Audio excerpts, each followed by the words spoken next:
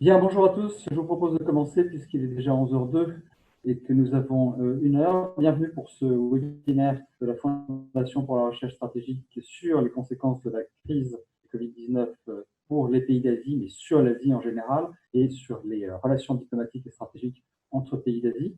Je vais, vu que le temps nous est compté, je ne vais pas être long. Le menu est riche. Nous avons 3 intervenants. D'abord Valérie Niquet, que je remercie d'avoir organisé, pris l'initiative de ce webinaire. Valérie est maître de recherche à la Fondation pour la recherche stratégique. Nous avons ensuite Jean-Pierre Cabestan, qui lui n'est pas de la Fondation, mais qui est un ami de la Fondation, et qui est professeur à l'Université Baptiste de Hong Kong, et ainsi que chercheur associé à l'Asia Centre. Et enfin, Antoine Bondaz, chargé de recherche à la Fondation. Voilà, je ne vais pas être plus long, puisque le thème est assez clair et il est encore une fois assez riche. Je rappelle que vous pouvez poser vos questions via le petit écran, via l'icône questions et réponses qui est en bas de votre écran en principe. Donc vous pouvez, sans attendre la fin des interventions, qui seront de 10 minutes environ, les interventions linéaires, vous pouvez commencer à poser vos questions aux uns et aux autres. Nous allons parler du Japon, de la Chine, de la Corée, de Hong Kong et bien sûr aussi des relations de ces pays ou de ces régions avec le reste du monde.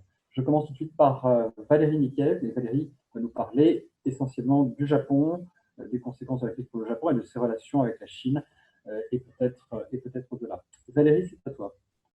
Merci Bruno, et donc c'est une première expérience pour moi, donc j'espère que ça se passera bien. Oui, effectivement, la crise du Covid-19 qui a commencé en Chine, comme chacun sait, s'est étendue au Japon relativement rapidement, et les Japonais ont été assez vite conscients des risques que faisait poser cette épidémie qui a donc, encore une fois, qui avait commencé à Wuhan, puisque une des premières victimes au Japon a été un Chinois qui revenait de Wuhan. Par ailleurs, il y a eu ce fameux épisode du bâtiment, du navire de croisière qui a été mis en quarantaine au large de Yokohama et dont beaucoup considéraient qu'il a été extrêmement géré d'une manière plutôt négative par Tokyo, même si finalement le nombre de victimes a été relativement réduit. Donc il y a eu toute une série d'interrogations qui très vite a mis le Japon sur le devant de la scène au sujet de cette épidémie. Ce qui est extrêmement curieux pour le Japon, c'est qu'à la fois, on a une vraie contradiction entre une gestion de la crise qui est peut-être à la suédoise, c'est un comparatif assez juste à mon avis, avec peu de contrôle, un démarrage de la mise en œuvre des mesures plutôt chaotiques, mais un résultat qui, comme d'ailleurs ailleurs en Asie, est plutôt positif puisque au 31 mai, au 25 mai plutôt, au moment où l'état d'urgence a été levé, nous n'avions au Japon que 850 décès sur une population de 126 millions d'habitants. Cette crise au Japon a posé un certain nombre de problèmes qui sont récurrents à chaque gestion de crise à Tokyo. C'est la manière dont les autorités centrales peuvent prendre des décisions, sont capables de coordonner l'action des différents ministères et sont capables également de mobiliser les gouverneurs. Ça met en évidence des points dont on n'a souvent pas conscience, c'est la très grande décentralisation qui existe au Japon et la faiblesse des capacités d'action de l'exécutif dans toute une série de secteurs. Par exemple, le Japon ne peut pas imposer un état d'urgence contraignant comme on l'a fait en France, et ceux qui sont les plus favorables à la révision constitutionnelle autour du Premier ministre Abe et au-delà au Japon ont mis en évidence le fait que des pays, des démocraties comme la France par exemple, pouvaient imposer un confinement, ce qui n'est pas le cas au Japon. Le Japon ne peut que conseiller ou alors faire honte à ceux qui ne respectent pas, mais ça contraint considérablement l'action possible des autorités. Les gouverneurs, évidemment, ont pu également se mettre en avant, notamment la gouverneure de Tokyo, Madame Koike, qui va affronter les élections en juillet, en montrant son efficacité face à des autorités centrales relativement paralysées. Et puis surtout, le Japon a insisté toujours sur deux éléments qui étaient à la fois la question sanitaire, avec un système de santé qui est là aussi paradoxal, très performant, énormément de lits d'hôpitaux, mais très peu de lits d'urgence. Et donc cette question sanitaire était très importante, mais dans le même temps, le poids, la question économique est aussi essentielle, et le Japon a tenté de mettre en avant la gestion parallèle des enjeux économiques avec des plans de relance extrêmement élevés, à peu près 20% du PIB déjà adoptés et qui seront suivis sans doute par d'autres plans de soutien et de relance. À peu près $1000 distribués par habitant au Japon, ça c'est un peu le modèle américain. Et cette question économique, évidemment, est la grande interrogation et nous amène à celle des relations avec la Chine. Avant l'éruption de cette épidémie au Japon, la tendance, contrairement à ce qui était le cas il y a quelques années, était plutôt à un apaisement des relations avec Pékin, à un rapprochement sous la pression notamment des milieux d'affaires et du ministère de l'économie et du commerce extérieur, qui était plutôt favorable au sein du cabinet à un assouplissement, un apaisement des relations avec Pékin. Le président chinois Xi Jinping avait été invité pour une visite d'État où il devait se rendre au Japon au mois de mars, qui signifiait par exemple une rencontre avec l'empereur, donc un très haut niveau. Cette visite a été annulée relativement tard, à la fois par Pékin et Tokyo, qui ont voulu montrer qu'ils étaient d'accord tous les deux pour cette annulation. Et c'est vrai que la Chine est le premier partenaire, un des premiers partenaires commerciaux du Japon, et que surtout, depuis quelques années, dans un secteur qui est extrêmement touché aujourd'hui, celui du tourisme notamment, eh bien, les Chinois occupent une place essentielle, et donc il y a une double pression au Japon pour reprendre des relations rapides avec Pékin, tout en ayant affirmé à plusieurs reprises une très grande méfiance. Le Premier ministre Abe a fait partie de ceux qui demandent une enquête de l'OMS sur la manière dont les choses, il a soutenu cette décision de l'OMS. Plusieurs déclarations ont été faites par des responsables politiques très importants sur le rôle très positif de Taïwan dans la gestion de la crise.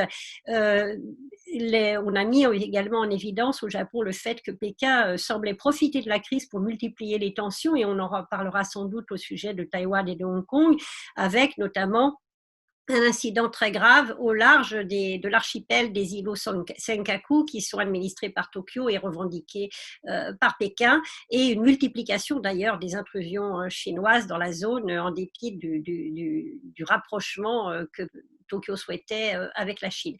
Donc la suite de la crise du Covid-19 pourrait aboutir à des remises en question de cette stratégie de rapprochement avec la Chine en dépit des intérêts économiques. Il y a une rivalité qui s'exprime d'une manière très feutrée au Japon entre les stratèges, entre guillemets, ceux qui restent d'une très grande prudence à l'égard de Pékin, et ceux qui sont plus proches des milieux économiques et qui, encore une fois, voudraient, accélérer la normalisation de la situation au Japon, notamment la réouverture des frontières, qui pour le moment n'est pas du tout prévue, et par ailleurs voudraient pousser à la poursuite de ce rapprochement avec Pékin. La Chine, évidemment, ne facilite pas la situation pour ce courant, dans la mesure où la stratégie de provocation assez agressive qui a été choisie par Pékin depuis la crise du Covid-19, même, et qui a également touché encore une fois le Japon, rend les choses extrêmement difficiles, surtout si on les replace dans le contexte des relations avec Washington.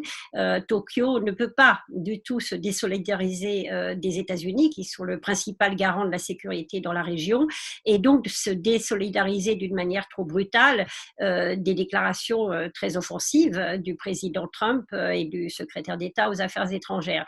Donc le Japon, une fois de plus, est un peu pris entre deux feux, même si, encore une fois, la crise du Covid-19 a été plutôt bien gérée, et les Japonais mettent en avant aussi leur différence, en fait, par rapport au modèle chinois très autoritaire, qui pour le moment a eu du succès, mais encore une fois, le confinement au Japon ne se fait qu'à l'échelle nationale. C'est une île, un archipel, donc les frontières sont très étroitement fermées, et on ne sait pas du tout comment les choses pourraient évoluer après quelques mois d'ouverture, et surtout un retour massif des touristes étrangers en provenance d'Asie en particulier.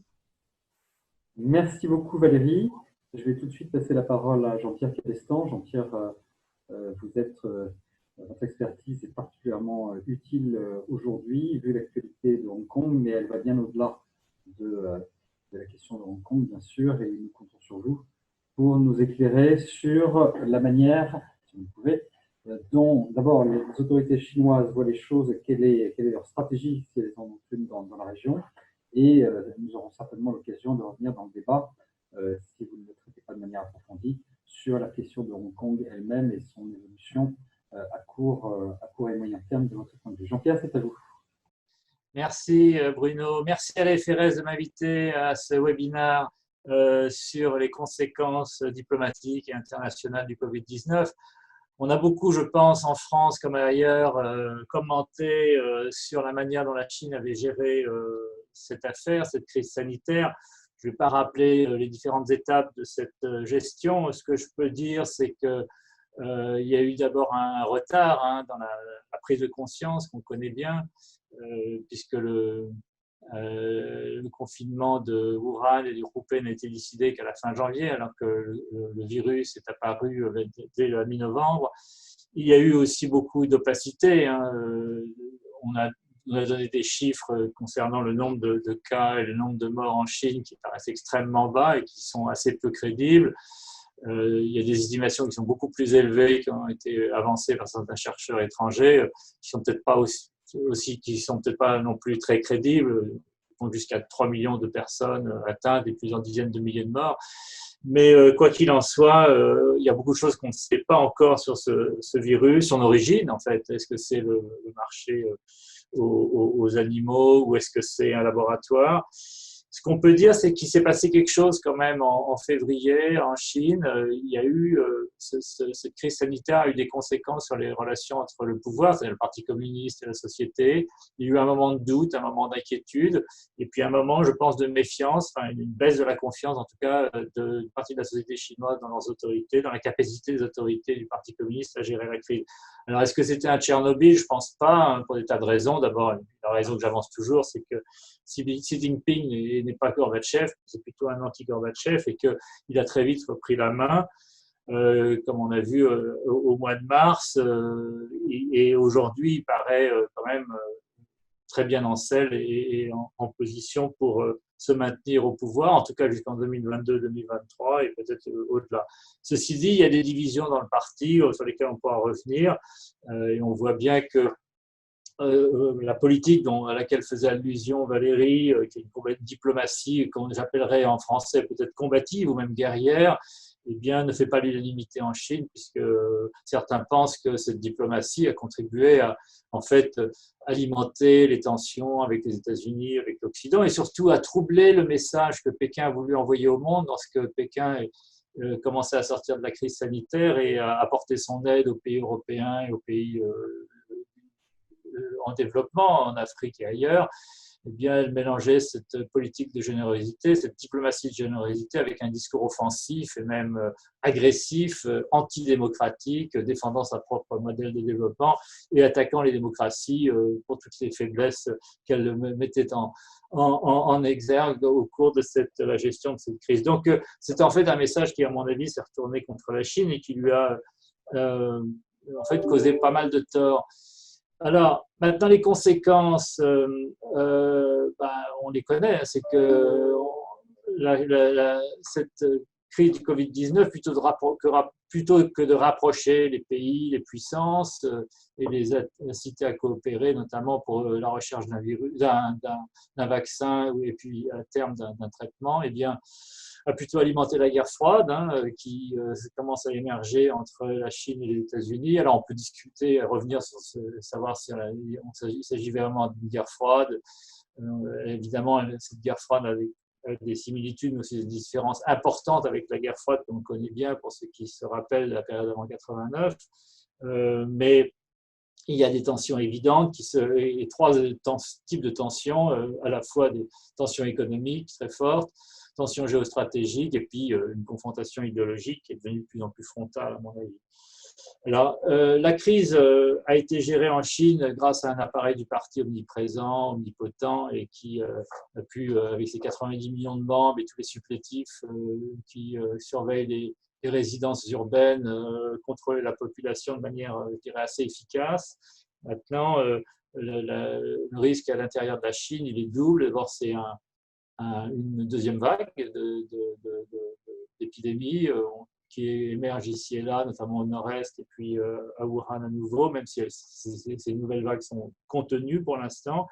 Et puis la véritable question, c'est un peu la conclusion d'aujourd'hui qui vient de se terminer de l'Assemblée nationale, la réunion de l'Assemblée nationale, c'est que le Premier ministre Li Keqiang est très inquiet de l'évolution de la situation politique, mais de la situation économique, pardon, la situation économique qui reste quand même difficile parce que les exportations n'ont pas véritablement repris, elles reprennent très doucement, la consommation ne reprend pas, et il y a un chômage qui s'est installé en ville qui est beaucoup plus important que le disent les chiffres officiels. On estime que le chômage urbain atteint les 20% de la population active et c'est un chômage qui touche les migrants en particulier. Donc ça va contraindre le gouvernement chinois à se concentrer sur les questions économiques et sociales. Et c'est peut-être aussi une des raisons pour laquelle, et ça c'est une interprétation personnelle, que le gouvernement chinois met en avant ce nationalisme et développe ce discours agressif qui en fait fait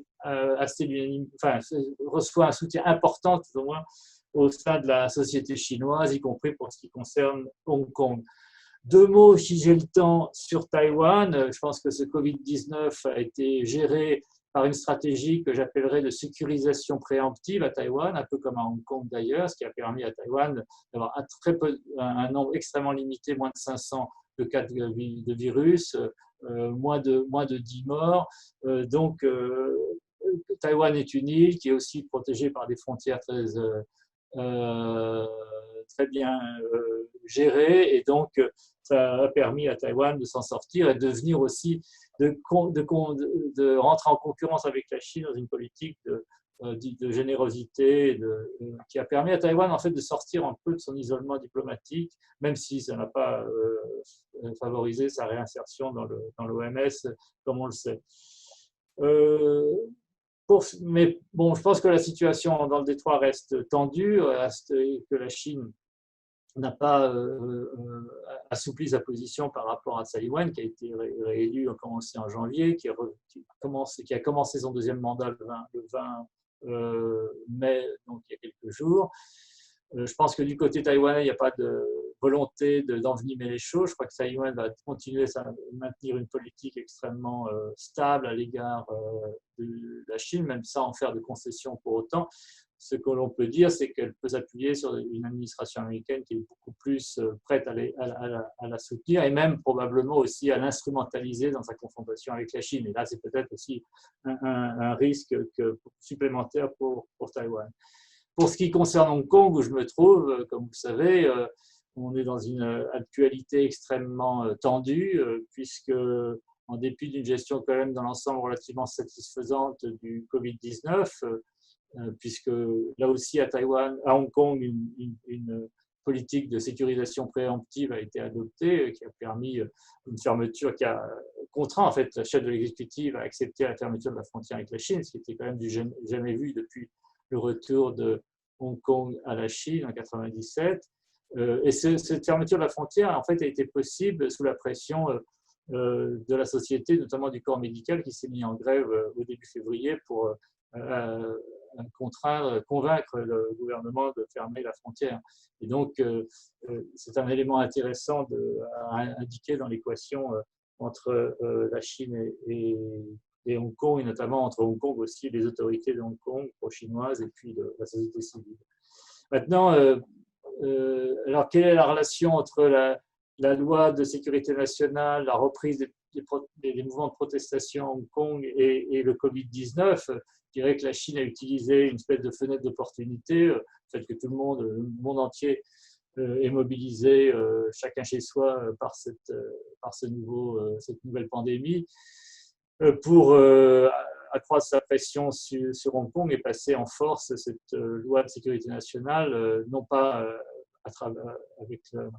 par le truchement du LegCo, donc du Parlement de Hong Kong, mais avec l'aide de l'Assemblée nationale populaire à Pékin, qui vient d'adopter ce projet qui va autoriser le comité permanent de l'Assemblée a rédigé cette loi de sécurité nationale.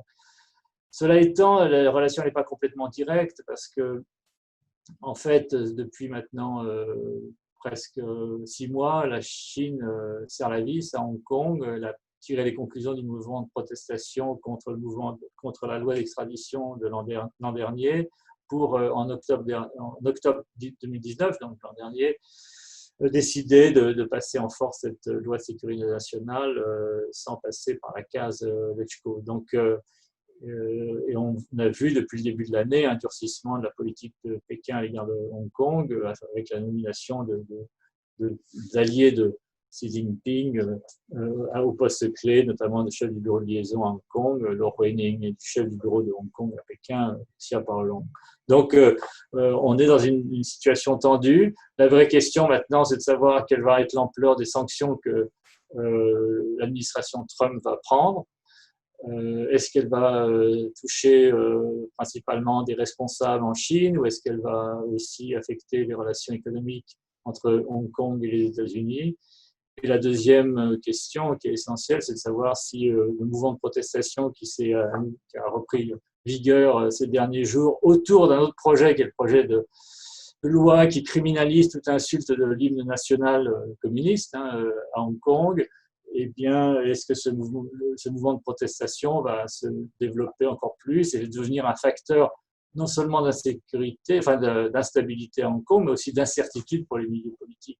Et là, on n'a pas encore la réponse, mais on sait que l'argument de Pékin, c'est de dire que cette loi de sécurité nationale devrait stabiliser à long terme la situation à Hong Kong, mais on peut en douter parce que la société hongkongaise est très opposée à ce projet et il voit évidemment une ingérence supplémentaire de Pékin dans les affaires de Hong Kong.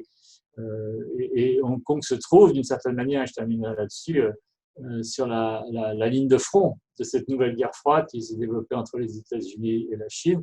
La question, et là c'est la question, je dirais, à vous qui êtes en Europe, et de savoir si les pays européens, la France, l'Union européenne vont prendre une position sur cette question et les autres questions liées à la situation politique en Chine et s'associer aux sanctions que prendront les États-Unis. La réponse, à mon sens, sera probablement négative, mais enfin, en tout cas, la détérioration des relations sino-américaines ne peut pas non plus être complètement ignorée par les pays européens.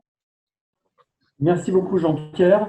Parmi les questions que j'aurais envie de vous poser, il y aura celle de l'interprétation de la déclaration de la présidente taïwanaise hier, selon laquelle Taïwan serait prête à accueillir, à donner des visas, et littéralement à accueillir les réfugiés politiques, je cite, de Hong Kong. J'aimerais avoir votre avis, moi en tant que Béotien, sur ces questions, sur la portée de cette déclaration.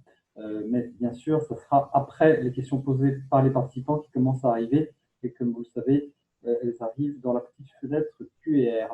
Avant de passer aux questions-réponses, je passe la parole à Antoine Bondaz qui se concentrera plus particulièrement sur la péninsule coréenne. Antoine, c'est à toi. Bonjour à tous, merci Bruno, merci Valérie d'avoir organisé ce webinaire.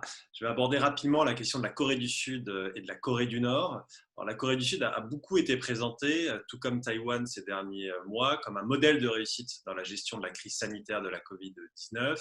Et il est notamment mis en avant le succès de la Corée du Sud pour, comme on dit, aplatir la courbe, c'est-à-dire aplatir le nombre total d'infections et c'est-à-dire limiter au maximum la propagation du virus, alors même que la situation fin février, et j'étais à l'époque sur place, était préoccupante, puisque en une journée, le 28 février, il y avait eu quasiment 1000 nouvelles infections qui étaient alors notamment concentrées dans la ville de Daegu et dans les environs. La stratégie de la Corée du Sud, elle a été extrêmement claire dès le début. Elle a reposé sur ce qu'on appelle les 3 T, qui sont de tester, de tracer et de traiter les malades. Elle s'appuie notamment sur les enseignements tirés de la crise du MERS de 2015, qui avait fait peu de morts. Il y avait eu moins de 40 morts, mais qui avait eu 2 enseignements fondamentaux pour la gestion de la Covid-19 cette année, qui sont premièrement la gestion des données personnelles afin de tracer au mieux les personnes potentiellement exposées au virus, ensuite évidemment de les isoler. Et puis le deuxième enseignement phare, c'était la nécessité de mettre au point des kits de dépistage le plus rapidement possible. Et ces deux enseignements ont été parfaitement appliqués dans la crise sanitaire de 2020, notamment par exemple avec ces fameux kits de dépistage, puisque dès le début du mois de février, alors même qu'il n'y avait pas de situation de flambée épidémique à l'époque en Corée du Sud, les premières biotech sud-coréennes avaient mis au point des kits de dépistage qui ont été très rapidement homologués. Et ça, c'est généralement la mise en avant par le régime sud-coréen de la capacité de la société et du tissu économique sud-coréen de mobiliser notamment les technologies de l'information et de la communication pour faire face aux risques épidémiques.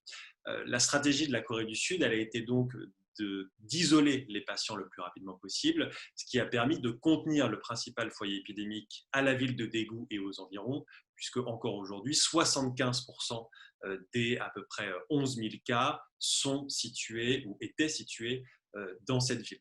Il y a au mois d'avril et au début du mois de mai, il y a eu très peu de nouvelles contaminations, même si la partie est loin d'être gagnée pour les Sud-Coréens. Ils en ont parfaitement conscience, puisqu'il y a eu ces 2 dernières semaines notamment, de petites flambées épidémiques.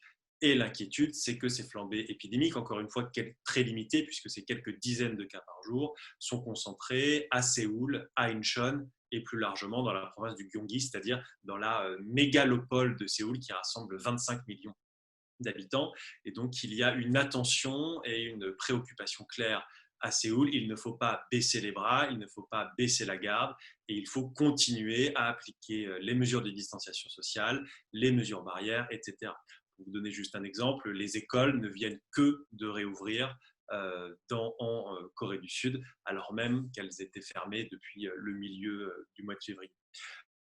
Plus largement, la Corée du Sud a décidé de ne pas fermer ses frontières. Alors évidemment, le trafic aérien international s'est effondré et donc il y a eu beaucoup moins d'entrées sur le territoire. Mais la stratégie de la Corée du Sud a été à l'arrivée sur le territoire coréen, que les gens soient coréens ou étrangers d'ailleurs, qu'il y ait des dispositifs spéciaux de mise en quarantaine, que certains soient testés, notamment ceux qui arrivaient d'Europe, qu'ils soient testés à l'aéroport, et ensuite qu'il y ait donc cette période de quarantaine. La période de quarantaine, elle est facilitée par l'utilisation des nouvelles technologies, puisqu'une application en plusieurs langues a été créée pour faciliter non pas le suivi des gens, mais l'interaction entre les personnes en quarantaine et les autorités sanitaires. Contrairement à ce qui a souvent été avancé dans les médias parfois en Europe, le gouvernement coréen ne traque pas, ne suit pas l'ensemble des Sud-Coréens. Ce qui s'est passé, c'est que sur certains cas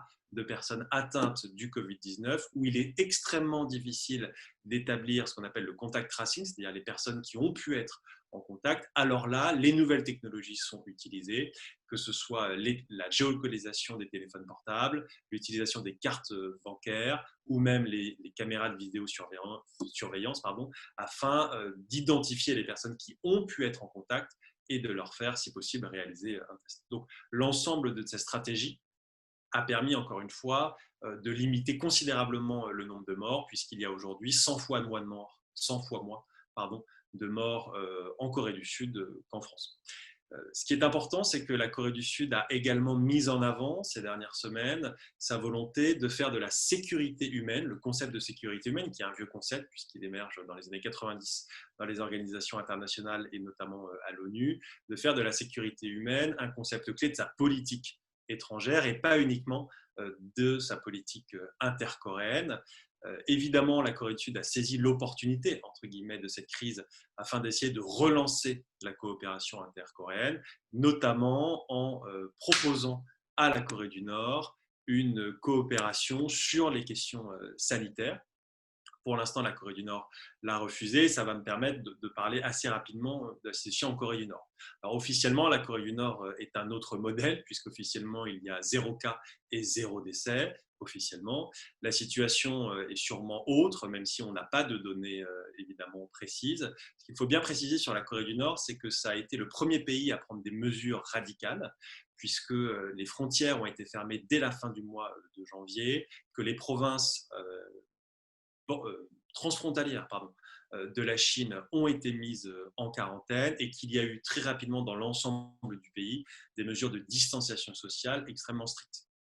De plus, la Chine et la Russie ont apporté une aide matérielle puisque des kits de dépistage notamment ont été offerts par la Chine. Et puis enfin, il ne faut pas oublier que même si le système de santé nord-coréen s'est effondré dans les années 90, il reste beaucoup plus, entre guillemets, performant que dans d'autres pays au niveau de développement équivalent, puisqu'il y a une infrastructure sur l'ensemble du territoire et ensuite une expérience nord-coréenne dans la gestion des crises sanitaires, puisque la Corée du Nord fait l'objet depuis de nombreuses années de risques notamment de tuberculose résistante aux médicaments et a donc une coopération internationale, notamment avec le Fonds global, mais aussi avec l'OMS sur cette question-là.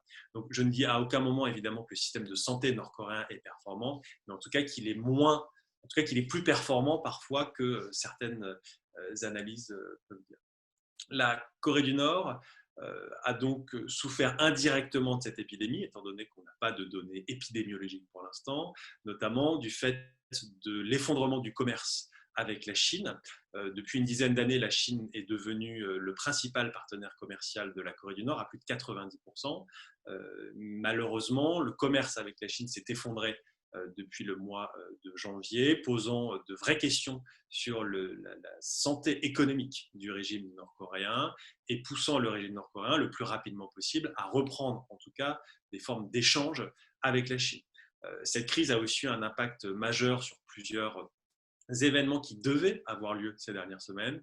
C'était notamment le cas le 15 avril. Alors, on a beaucoup parlé du 15 avril puisque Kim Jong-un n'est pas apparu lors du jour du soleil, qui est l'anniversaire de son grand-père, Kim Il-sung, et fondateur du régime. Mais le 15 avril devait être, à la base, une date très importante, puisqu'elle devait être la date de l'inauguration du complexe touristique de Wonsan, sur la côte est de la péninsule coréenne, un méga complexe touristique qui est vraiment le projet de construction phare de ces 3 dernières années et qui doit accueillir annuellement des centaines de milliers de touristes, notamment des Chinois, et qui doit permettre d'atténuer l'impact des sanctions en devenant une nouvelle source de devises étrangères pour le régime. Alors, le complexe touristique de Wonsan n'est pas finalisé aujourd'hui puisqu'il a pris du retard à cause de l'épidémie et de toute façon, il ne sera pas rouvert à très court terme tant que les frontières ne peuvent pas être rouvertes.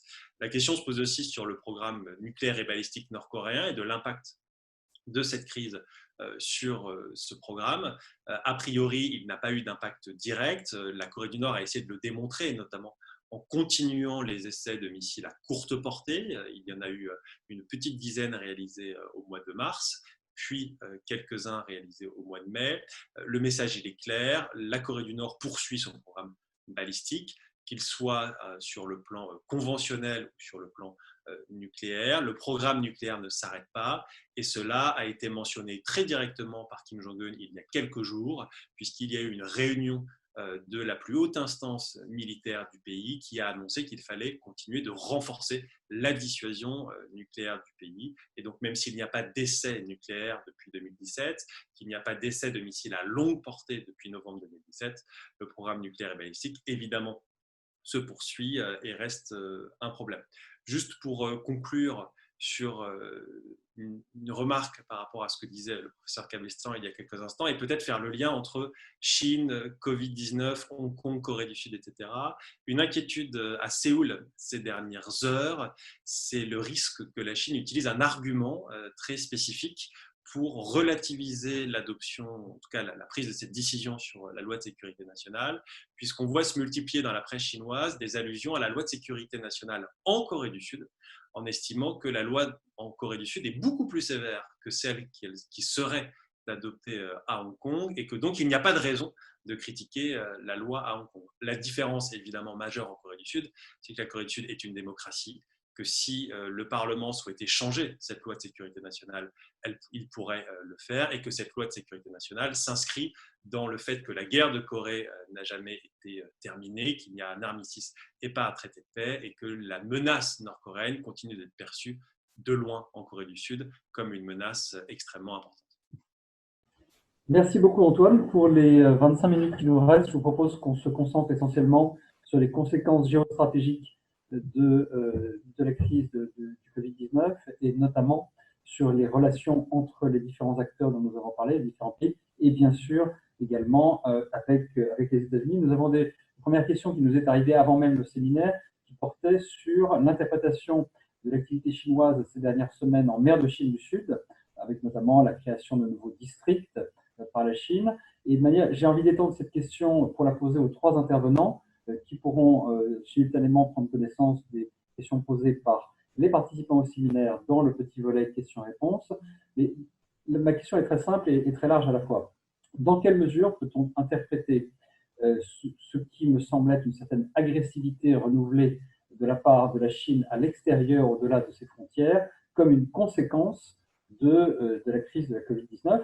Et cela veut-il dire que la Chine se sent puissante ou au contraire qu'elle se sent plutôt menacée ou qu'elle se sent affaiblie? C'est véritablement une question ouverte et je ne connais pas les réponses, mais j'ai peut-être une idée des réponses de certains d'entre vous sur certains de ces points. Donc il y a bien sûr la mer de Chine du Sud, il y a bien sûr Hong Kong, Taïwan, mais il y a également, et ça c'est une question qui me tient particulièrement à cœur et que je suis comme l'air sur le feu, c'est ce qui se passe actuellement le long de la ligne de contrôle effectif entre l'Inde et la Chine, et notamment au Ladakh, qui est un sujet assez peu couvert par les médias français jusqu'à aujourd'hui. Je viens de voir un premier article ce matin, mais je crois que c'est une question aussi assez importante. Donc, j'ai peine à croire qu'il s'agisse de mouvements, d'initiatives totalement isolées les unes des autres, mais c'est peut-être toutefois le cas. En tout cas, je vais vous proposer de repasser la parole d'abord à Valérie, ensuite à Jean-Pierre,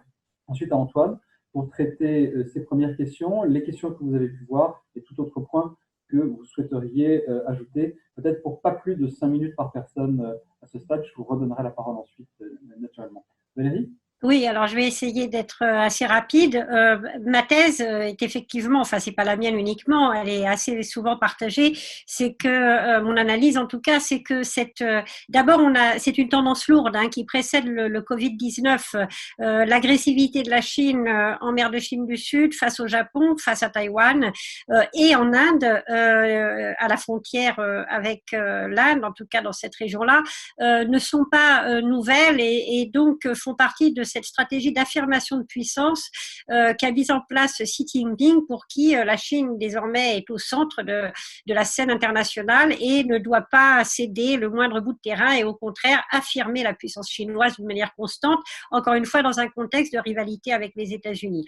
Donc on a une poursuite de cette tendance qui par ailleurs peut être accélérée non pas à la faveur mais en raison de la crise du Covid-19, parce que comme le disait Jean-Pierre Cabestan tout à l'heure, évidemment face à une population chinoise qui ne peut que s'interroger sur l'efficacité de son propre système, notamment avec les conséquences économiques et sociales très graves, sans parler du choc sanitaire et psychologique que la population de Wuhan notamment a subi, eh bien l'affirmation nationaliste est un moyen assez traditionnel en Chine de tenter de redorer le blason d'un régime qui est tout de même soumis à de nombreuses critiques. Donc je pense qu'il y a une stratégie non pas concertée, mais qui est évidente dans cette montée des tensions. Et il y a eu sans doute aussi l'illusion en Chine, et c'est pour ça que la présence américaine en Asie est extrêmement importante, quoi qu'on puisse dire de Donald Trump, l'illusion, surtout après cette affaire du porte-avions américain avec une contamination au Covid-19, l'idée que les États-Unis finalement, il y a très souvent des mauvais calculs en Chine en fait, dans le régime chinois, surtout au sommet du régime, et l'idée que les États-Unis étaient tellement épuisés par cette crise du Covid-19 que c'était le moment d'agir et qu'il n'y aurait pas de réaction. Je pense que c'est une erreur majeure de leur part et que donner la moindre illusion en ce sens à la Chine, y compris de la part des États de l'Union européenne d'ailleurs, saurait pousser la Chine à aller encore plus loin et donc provoquer des risques de dérapage extrêmement graves. Je voulais juste répondre à une question qu'on me posait sur le découplage au Japon. Je disais qu'il y avait un débat sans doute au Japon entre ceux qui sont pour poursuivre un rapprochement, un apaisement des relations avec Pékin, essentiellement pour des raisons économiques. Je rappelle qu'il y avait 30 millions de touristes et c'est une augmentation phénoménale au Japon l'année dernière, dont quasiment les 2/3 ou presque viennent de République populaire de Chine, donc dans des villes comme Kyoto qui sont totalement, ou même Tokyo aussi, enfin donc vivent un désastre économique actuellement. Donc il y a des pressions très fortes. L'industrie japonaise est extrêmement imbriquée avec l'industrie chinoise, notamment l'industrie l'industrie automobile, comme dans notre cas, toute la chaîne de production est touchée par cette rupture des relations avec la Chine actuellement. Et donc, effectivement, le gouvernement japonais, dans son plan de relance, a consacré une part significative à la relocalisation des entreprises japonaises de haute technologie dans l'archipel et à la régionalisation dans d'autres pays d'Asie du Sud-Est pour les entreprises qui sont moins technologiques. Mais encore une fois, ça ne signifie pas qu'il y a une unanimité au Japon pour véritablement aboutir à un véritable découplage avec une économie chinoise qui reste essentielle pour l'archipel. Merci beaucoup Valérie, très clair. Jean-Pierre, c'est à vous. Ouais, merci. Oui, je suis d'accord avec tout ce que vient de dire Valérie là, sur la mer de Chine du Sud. Je rajouterais peut-être un élément qui est assez ancien, c'est que les opérations de ce qu'on appelle les FONOPS en anglais, Freedom of Navigation Operations de la marine américaine en mer de Chine du Sud, ont assez rapidement atteint leurs limites parce qu'elles n'ont pas empêché la Chine d'imposer une sorte de fait accompli en poldérisant les îles, enfin les atolls pour créer des îles artificielles, repoussant les Vietnamiens de la zone des Paracels. Et donc les FONOPS n'ont pas un effet déterminant. La vraie question pour l'avenir, c'est de savoir si la Chine va rester dans cette zone grise entre la paix et la guerre, et donc jouer au chat à la souris avec la marine américaine, éventuellement les autres marines qui traversent la mer de Chine du Sud, je pense aux Australiens, ou évidemment les Britanniques et les Français, ou si elle a intérêt à provoquer un incident pour justement renforcer la pression sur les États-Unis et créer une forme de confrontation plus aiguë avec les États-Unis. Pour l'instant, je pense que la Chine reste dans cette zone grise et préfère y demeurer. Pour ce qui concerne l'Inde, on n'a pas beaucoup d'éléments. Effectivement, c'est inquiétant de voir que après l'incident de Doklam, il y a un an et demi, on a ce nouveau incident frontalier. Est-ce que c'est une manière de tester les Indiens, de tester Modi à un moment où l'Inde elle-même est touchée par le Covid-19. Je crois que ça montre que les relations entre la Chine et l'Inde ne sont jamais vraiment complètement apaisées, hein, en dépit du sommet qu'il y a pu avoir il y a 2 ans maintenant à Wuhan, justement, entre Modi et Xi Jinping. Donc, c'est à observer. Si je peux répondre à votre question, Bruno, par la même occasion, est-ce que vous voulez que je réponde plus tard? Non, sur Taïwan, c'est intéressant parce que, bon, c'est pas nouveau. Il y a beaucoup de gens de Hong Kong qui déjà ont émigré à Taïwan ces dernières années, depuis le mouvement des parapluies de 2014. Ça accélère. Et là, Taïwan joue, disons, profite de l'occasion pour développer sa diplomatie publique, hein, et apparaître comme un home, un refuge pour les partisans de la démocratie. Et donc, c'est je dirais, c'est de bonne guerre et ça permet de rehausser l'image de Taïwan sur la scène internationale, même si ça ne règle pas, évidemment, quoi qu'il en soit, la confrontation, l'origine de la confrontation avec la Chine continentale. Si je peux me permettre de répondre à 2 questions, je ne sais pas si c'est le moment. Oui, bien sûr. Oui, c'est sur mon ouvrage et mes conclusions. Je pense que concernant est-ce que la crise du Covid-19 a fragilisé le régime, elle a pu à un moment fragiliser Xi Jinping, mais là-dessus, je pense qu'il y a encore débat à savoir si l'avenir politique de Xi Jinping est compromis. En tout cas, moi, quoi qu'il en soit, j'établirai une distinction entre l'avenir politique de Xi Jinping et l'avenir du régime lui-même, qui me paraît quand même encore très solide. Évidemment, il s'est passé quelque chose, comme je l'indiquais en février, mais est-ce que c'est de nature vraiment à fragiliser le système? Je ne pense pas, hein, en tout cas pas en Chine continentale. Il y avait une autre question qui concerne les routes de la soie. Et ça, c'est intéressant parce qu'en fait, il y avait déjà une décélération de ces routes de la soie depuis 2018, hein, avant l'éruption du Covid-19.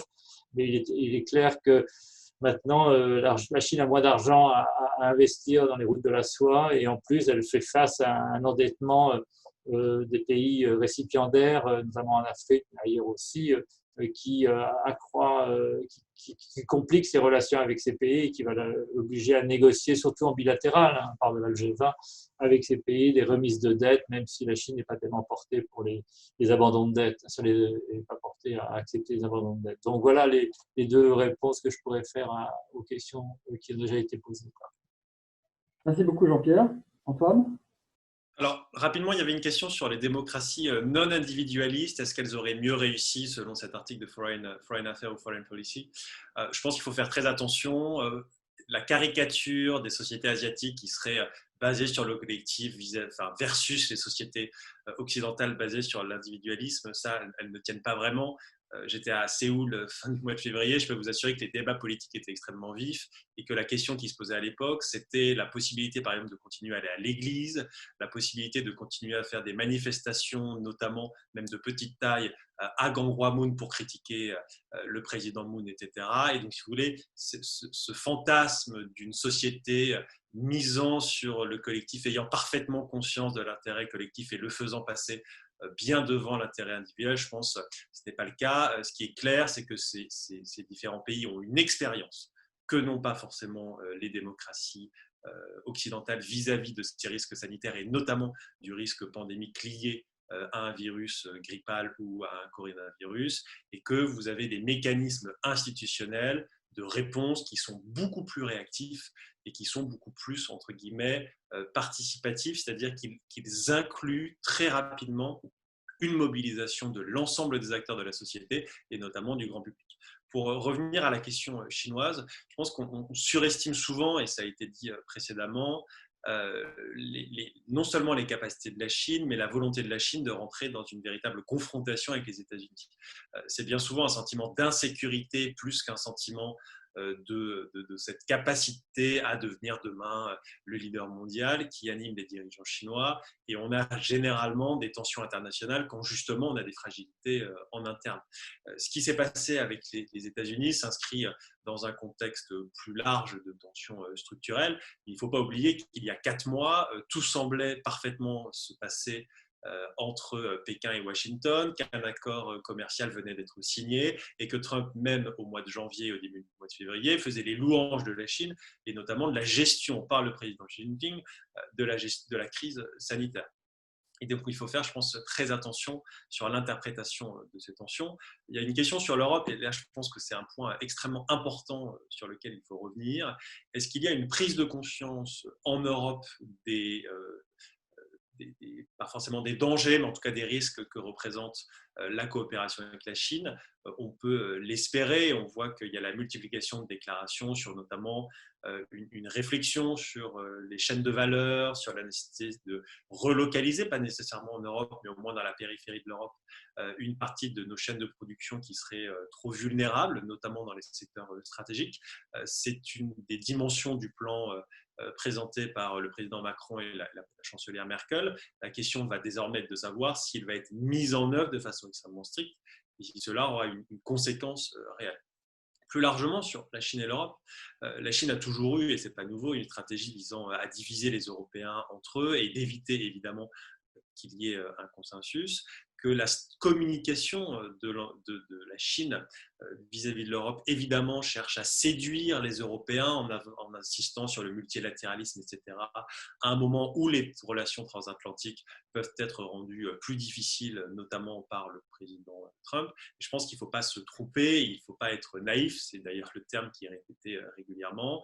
Ce qui est important, c'est d'avoir une position claire et surtout de la répéter. On l'a vu par exemple hier lorsque le ministère des Affaires étrangères chinois a publié le compte-rendu d'une conversation avec le conseiller diplomatique Emmanuel Boll, le conseiller diplomatique du président Macron, et on a juste eu, là, il y a quelques minutes, un démenti de l'Élysée qui dit bel et bien que le conseiller diplomatique a évidemment souligné par exemple des préoccupations vis-à-vis de la situation de Hong Kong, et il a renvoyé évidemment à la déclaration de Josep Borrell sur Hong Kong. Donc, il faut, je pense, non seulement ne pas être naïf, mais aussi ne pas hésiter à répéter une position, notamment sur Hong Kong, puisque si on ne le fait pas, il y aura un vide. Et là, évidemment, la Chine cherchera à imposer ses éléments de langage. Et c'est, pour revenir à la situation sanitaire, ce qu'elle a fait depuis le mois de mars, c'est imposer ses éléments de langage, imposer son propre récit des événements et devenir une véritable puissance discursive. Alors on parle souvent de l'Europe comme une puissance normative, mais il ne faut pas oublier que l'Europe doit aussi être une puissance discursive, c'est-à-dire ne pas se laisser imposer des éléments de langage et ne pas se laisser imposer un récit de l'étranger, notamment Chine. Merci Antoine, j'ai envie de dire que, vu de là où je suis, il me semble que la Chine souhaite à son tour devenir elle aussi une puissance normative à sa manière. Donc l'Europe n'a plus le monopole de l'ambition d'être une puissance normative. Deux questions particulières, une question particulière et une question plus générale. Je vois qu'une question nous a été posée sur les conséquences possibles de la loi de sécurité nationale pour Hong Kong en tant que place financière. Peut-on s'attendre à un départ des entreprises étrangères? Quelles conséquences d'éventuelles sanctions américaines? Donc ça sera peut-être plutôt pour Jean-Pierre. J'ai envie de poser une question plus générale aussi à tous les intervenants, même si la priorité va encore naturellement aux questions posées par les participants. Lorsque la diplomatie chinoise parle ouvertement de, je cite, risque de nouvelle guerre froide entre la Chine et les États-Unis, quelle interprétation donner à cette déclaration? Je n'ai pas le souvenir, mais vous me corrigerez si je me trompe, que ce soit un langage souvent utilisé par les dirigeants chinois, notamment à cause de leur interprétation de la guerre froide et de sa fin, mais je me trompe peut-être. Je vais vous redonner la parole à tous les trois pour environ 3 minutes maximum, chacun d'entre vous, puisque nous devrons nous arrêter à midi. Peut-être en sens inverse pour changer un peu, ou alors peut-être en commençant par Jean-Pierre, puisqu'il y avait une question spécifique sur Hong Kong, puis Antoine, et puis Valérie pour conclure, si ça vous convient. D'accord. Jean-Pierre, c'est à vous. Merci. Alors, rapidement, sur Hong Kong, parce que j'ai déjà fait allusion à l'entrée en vigueur de cette loi de sécurité nationale, il y a encore beaucoup d'incertitudes sur le contenu de cette loi, mais enfin, on en voit à peu près les contours, et ces contours sont inquiétants et sont de nature à inquiéter la communauté d'affaires ici. À la fois la communauté d'affaires hongkongaise, y compris ceux qui sont plutôt du côté du gouvernement et la communauté d'affaires internationale. Alors, je ne pense pas qu'il y aura des départs précipités. Je crois que d'abord, on va falloir attendre que cette loi rentre en vigueur.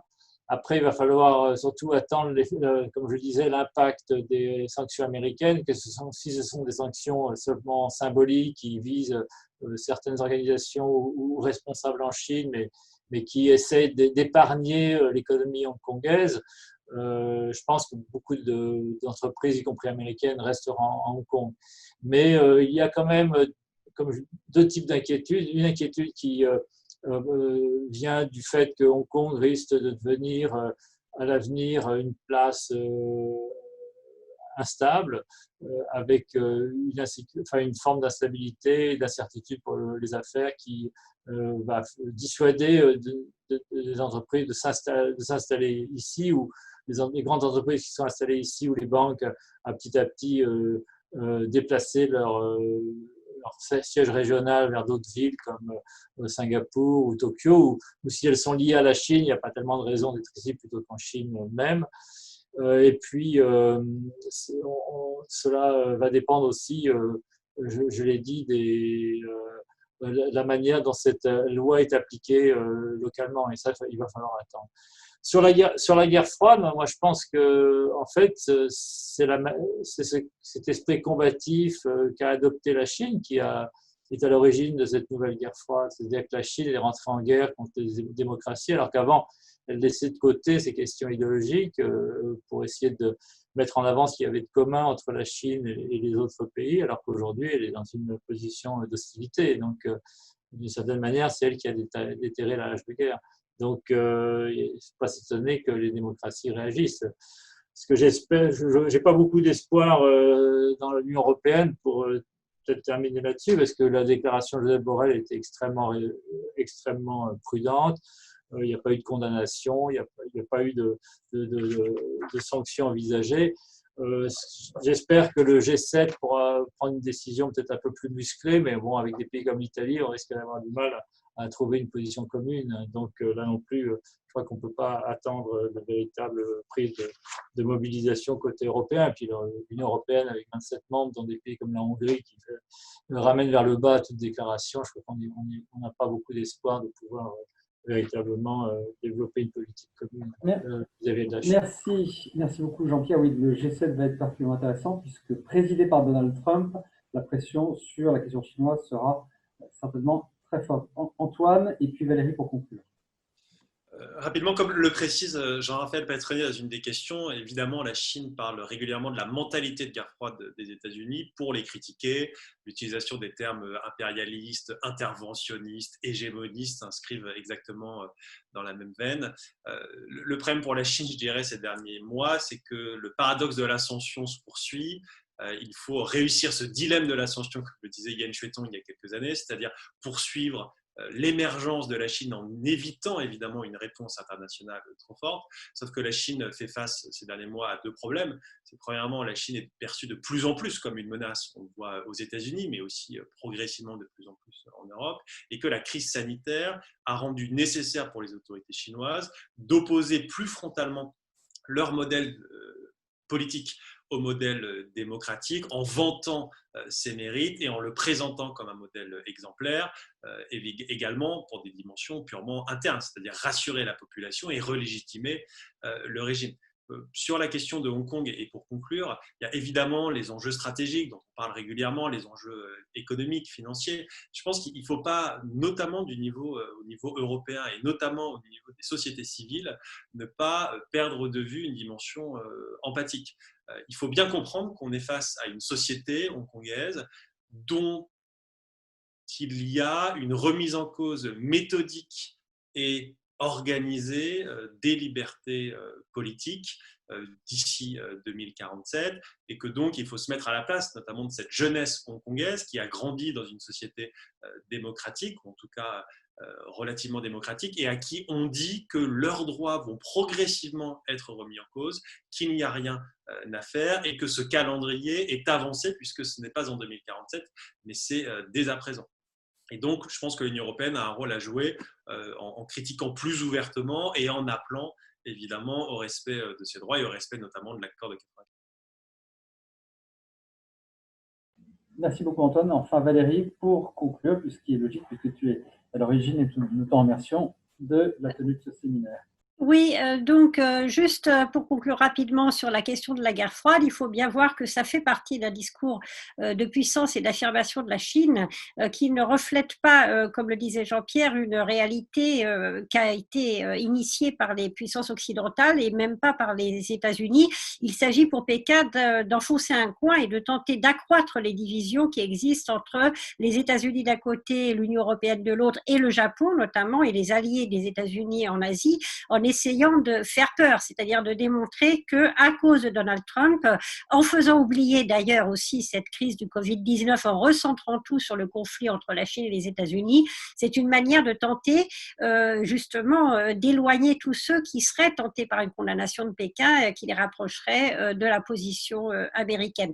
Donc c'est véritablement une stratégie de division de la part de Pékin, et je crois qu'on n'a pas intérêt à reprendre cette thématique de la guerre froide sino-américaine, parce que le problème n'est pas entre les États-Unis et la Chine, mais bien entre le monde libre, pour reprendre un terme de guerre froide, et un régime chinois qui, encore une fois, s'est profondément réidéologisé depuis l'arrivée au pouvoir de Xi Jinping, parce que la crainte pour Pékin, c'est la première menace pour le régime chinois, c'est évidemment l'évolution ou le changement du régime. Donc le Covid-19 est une autre manière pour la Chine d'affirmer, pour le parti plus que pour la Chine d'ailleurs, d'affirmer sa puissance, de réaffirmer sa puissance. Il faut garder ça à l'esprit pour comprendre et analyser ce qui se passe actuellement en Chine. Merci beaucoup, merci à tous, merci notamment à Jean-Pierre qui nous a rejoint de Hong Kong. C'était le premier séminaire de webinaire de cette nouvelle série. Nous avions promis un séminaire dense, mais d'une heure seulement. Je crois que nous avons tenu parole. Merci aux participants, merci à toutes vos questions. Et cette première expérience sera naturellement renouvelée sur d'autres thèmes asiatiques et autres. Merci à tous et bonne journée.